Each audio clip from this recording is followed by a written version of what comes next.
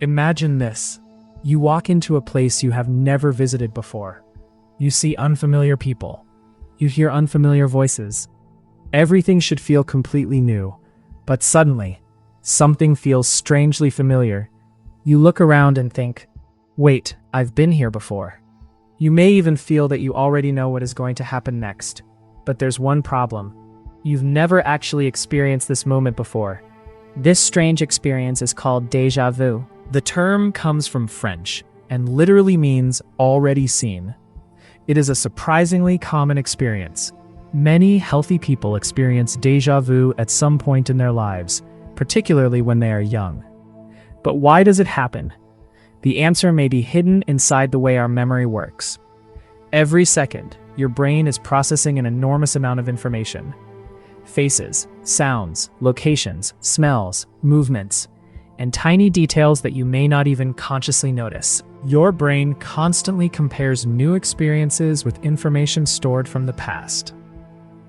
Sometimes, a new situation may contain details that resemble something you experienced previously.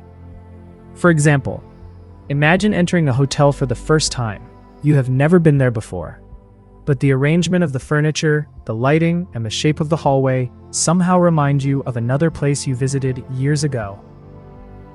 You may not remember the original experience clearly, but your brain recognizes something familiar, and suddenly, the present feels like the past. One scientific explanation suggests that déjà vu may involve a temporary mismatch between the brain systems for familiarity and recollection. In simple words, your brain may generate a feeling of familiarity without producing an actual memory of the event, so you don't necessarily remember experiencing the moment. Instead, your brain simply gives you the powerful sensation. I've seen this before. Another theory suggests that tiny differences in the timing of how information is processed by the brain could contribute to the feeling. The information belongs to the same moment, but your brain may process parts of it at slightly different times. That tiny difference could make the second processing feel like a memory.